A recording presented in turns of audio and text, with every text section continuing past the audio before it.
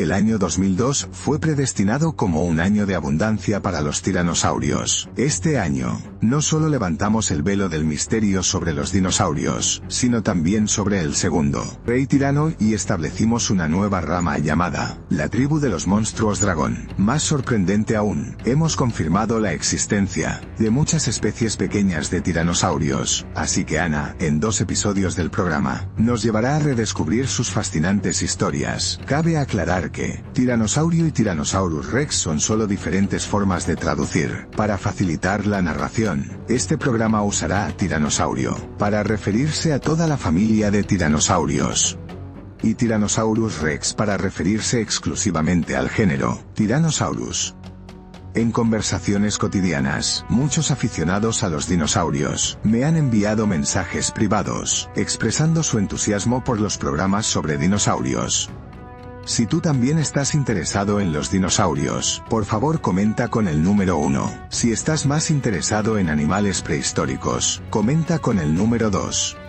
Si te interesan otros temas, por favor indícalo claramente. Ana se basará en las opiniones del público para decidir la proporción de contenido de los programas en el futuro. Ahora, entremos oficialmente en el viaje en busca de los tiranosaurios. Los tiranosaurios vivieron en las 2 últimas etapas del Cretácico, la etapa campaniana, que fue entre hace 83 y 72 millones de años, y la etapa maastrichtiana, entre hace 72 y 66 millones de años, fueron los últimos emperadores del reino de los dinosaurios, dominando gran parte de América del Norte y Asia. Estos demonios que mataban sin pestañear, aunque tenían brazos delanteros muy atrofiados, con solo 2 dedos, sus bocas enormes, alcanzaban una fuerza sin precedentes en la historia.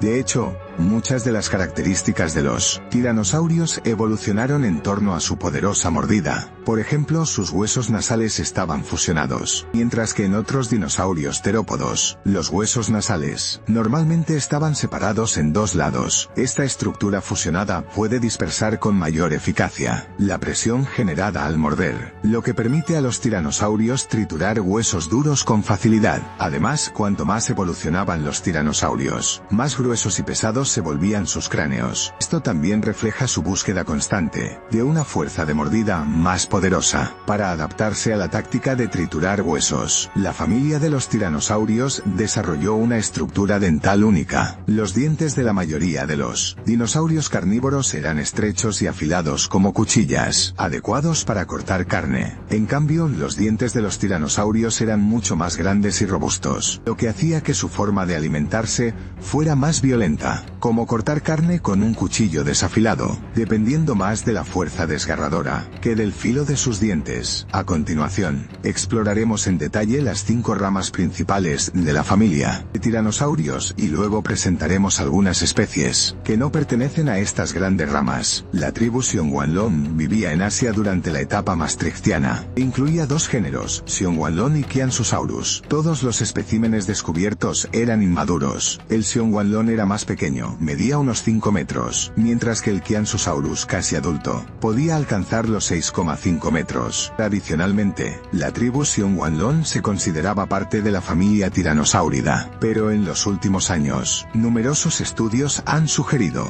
que podrían ser aún más primitivos que el subgrupo Apatosaurinae, lo que los colocaría fuera de la familia tiranosáurida, como un grupo verdaderamente basal de tiranosaurios. La tribu Xiongwanlong en efecto muestra muchas características primitivas. Son conocidos en todo el mundo como los tiranosaurios de hocico largo. Su boca alargada y estrecha se parece mucho al pico afilado de un seico, careciendo por completo del aura de un tirano. Encima de su hocico hay una hilera de protuberancias óseas que los distingue claramente de otros tiranosaurios, pero que se asemejan en cierta medida a las del Apalachiosaurus, una especie aún más primitiva que otros tiranosaurios de hocico profundo. Los puntos de inserción muscular en el cráneo del Xiongwanlong eran más pequeños, por lo que su mordida no era tan potente. Incluso las crías de tiranosaurios de hocico profundo tenían una mordida más fuerte que el Xiongwanlong, de tamaño similar. Además, sus dientes también eran más pequeños, lo que los hacía poco aptos para triturar huesos. Por lo tanto, su nicho ecológico era completamente distinto. distinto al de los tiranosaurios de hocico profundo, incluso comparados con las crías del Taurosaurus, que vivían en la misma zona. Las presas que podían capturar eran considerablemente inferiores. Sin embargo, la tribu Xiongwanlong tenía cuerpos más ligeros y patas largas y delgadas que les daban ventaja en velocidad. La velocidad del Qianzhusaurus podía alcanzar los 50 km por hora, superando incluso a ejemplares adultos de tiranosaurios de gran tamaño. La formación Nanxiong en Yanaxi, donde vivía el Qianzhusaurus, era un famoso nido de ladrones de huevos en la era de los dinosaurios.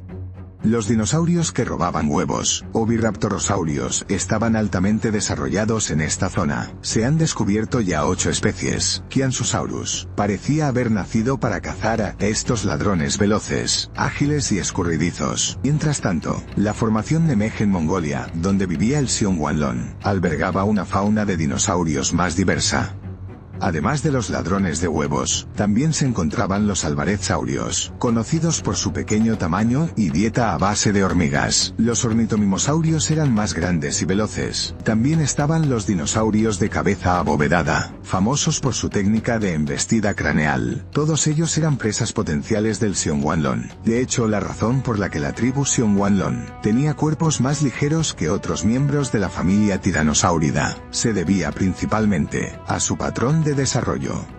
Las demás especies de tiranosaurios, a medida que crecían, pasaban por una fase de transformación secundaria, que las hacía más robustas y musculosas, pero la tribu Xiongwanlong omitía esta fase de desarrollo, similar a una panda llamada guagua. Sin embargo, este patrón de crecimiento es en realidad lo normal, ya que así crecían todas las especies primitivas del supergrupo tiranosáurido. En resumen, la tribu Xiongwanlong no solo tenía un cuerpo más esbelto, sino que también su desarrollo difería notablemente del de otras especies de tiranosaurios. Esto les daba una apariencia más primitiva. En un árbol filogenético reciente, su posición es incluso más basal que la del diminuto Nanotyrannus. Esto nos da una pista interesante. Actualmente, todavía no se han encontrado fósiles de brazos de la tribu Xiongwanlong. Si el espécimen con brazos largos, Bloody Mary, pertenece al Nanotyrannus, entonces la más primitiva Xiongwanlong también podría haber tenido brazos relativamente largos. Ahora volvamos nuestra atención a América del Norte, una tierra que fue verdaderamente la cuna evolutiva de los tiranosaurios al final del Cretácico. El mar interior occidental parecía un dragón gigante, que dividía América del Norte en este y oeste. La estrecha y alargada región occidental se llamaba Laramidia, mientras que al este estaba Apalachia. Los tiranosaurios solo florecieron en una esquina de Laramidia. Aunque esta región no era extensa, durante el Campaniano y principios del Maastrichtiano, los dinosaurios allí mostraban una diversidad y una localización sorprendentes. Casi cada formación tenía especies distintas de dinosaurios. Las zonas de influencia de los clanes tiranosáuridos eran las siguientes. En el Ártico, gobernaba el tirano helado albino, y el Nanoceratops en el sur de Canadá. Luego el tirano del viento. El subgrupo Albertosaurus dominaba esa región. En el norte de Estados Unidos, el gran tirano del terror era el clan Daspletosaurus el más fuerte. En las tierras más al sur, gobernaban el tirano de cara corta, el clan de los monstruos dragón y el gran tirano, el clan Tyrannosaurus, que compartían el control. Este panorama ecológico recordaba a los reinos divididos de la era de primaveras y otoños en China. No fue hasta finales del Maastrichtiano que el rey del clan Tyrannosaurus, el T-Rex, logró conquistar todas las regiones y unificó el mundo dinosaurio. Cabe destacar que durante el Campaniano y principios del Maastrichtiano, los dinosaurios herbívoros también mostraban una fuerte localización regional. En el subgrupo Centrosaurinae, el clan Abertaceria, el clan Centrosaurus y el clan Pachyrhinosaurus solo vivían en el norte, mientras que el clan Nasutoceratops se encontraba solo en el sur. Sin embargo, en aquel tiempo no existían barreras geográficas claras que impidieran la migración de dinosaurios en dirección norte-sur. Entonces, ¿cómo se explica este fenómeno tan peculiar? Los científicos especulan que las diferencias de latitud podrían haber jugado un papel importante, aunque la extensión de la Laramidia era relativamente pequeña. Se extendía por una gran franja de latitud, lo que resultaba en climas completamente diferentes entre regiones. En el norte de la Laramidia abundaban los árboles coníferos frondosos, mientras que el sur estaba dominado por plantas con flores. Esta diversidad vegetal afectó directamente el hábitat y la distribución de los dinosaurios herbívoros, formando una estructura ecológica única. Los tiranosaurios eran menos limitados, porque los dinosaurios con pico de pato, los ceratópsidos en diferentes regiones, no diferían mucho en valor nutritivo, ni en dificultad de caza. Sin embargo, los hábitats variados, como praderas abiertas y bosques densos, podrían haber impulsado a los tiranosaurios a desarrollar estrategias de caza y camuflaje diferentes. Asimismo, la diversidad vegetal podría haber influido en la proporción de dinosaurios herbívoros, afectando indirectamente la supervivencia y evolución de los tiranosaurios. Además, la situación de las aves modernas también nos proporciona algunas pistas. En los ecosistemas actuales, aunque las aves tienen gran capacidad de dispersión, presentan una marcada localización, especialmente en regiones tropicales.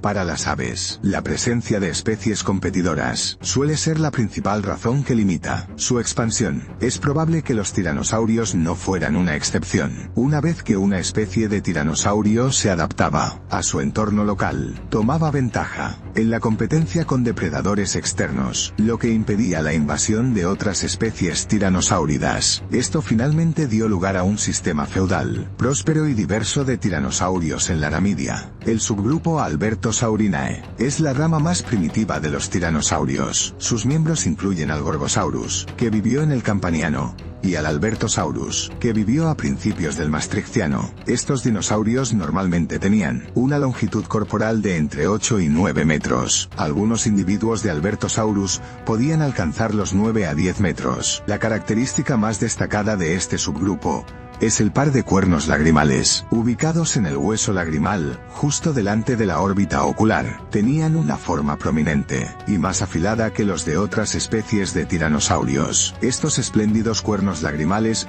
podrían haber sido órganos clave para atraer parejas durante el cortejo. Probablemente en vida también tenían colores brillantes. Durante el cortejo, es posible que enfatizaran especialmente el contacto visual, de ahí que sus órbitas estuvieran tan bien decoradas. Como se mencionó antes, salvo la tribu Xiongguanlong, las demás especies tiranosáuridas pasaban por un proceso de metamorfosis secundaria, y el subgrupo Albertosaurinae no era la excepción. Tomemos como ejemplo al famoso Gorgosaurus. Cuando eran jóvenes tenían cuerpos esbeltos, piernas traseras proporcionalmente largas y dientes estrechos y afilados, ideales para desgarrar músculos. Con la edad, sus extremidades posteriores se acortaban, la cabeza y el cuerpo se volvían más grandes y robustos, y sus dientes se volvían más gruesos y grandes, adecuados para triturar huesos. Las diferencias marcadas entre los juveniles y los adultos indican que desempeñaban roles totalmente distintos en el ecosistema. Los jóvenes, ágiles, actuaban como guepardos en las sabanas africanas, ideales para cazar presas pequeñas y veloces, como los ornitomimosaurios y los ladrones de huevos. En cambio, los adultos se parecían a leones en la sabana, capaces de derribar presas grandes y fuertes, como ceratópsidos y hadrosaurios. Si solo consideramos a los adultos, el subgrupo Albertosaurinae aún conservaba una silueta relativamente ligera, con piernas delgadas y alargadas. Podían alcanzar velocidades de más de 40 km por hora, más rápido que el subgrupo Tyrannosaurinae, aunque no tanto como Xiongguanlong. La robustez de su cráneo estaba entre la de Xiongguanlong y la de los Tyrannosaurinae. Sin embargo, su fuerza de mordida también alcanzaba niveles aterradores.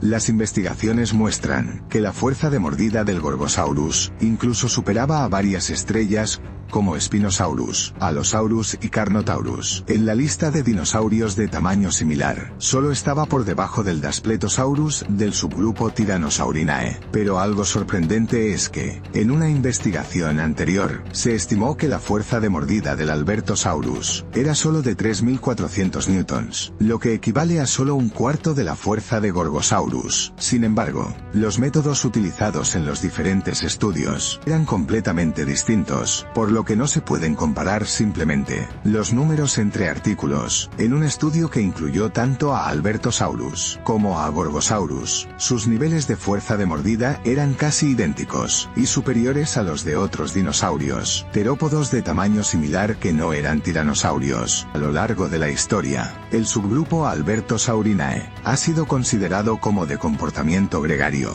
ya que en un yacimiento óseo se encontraron restos de más de 20 individuos de Albertosaurus de diferentes edades reunidos.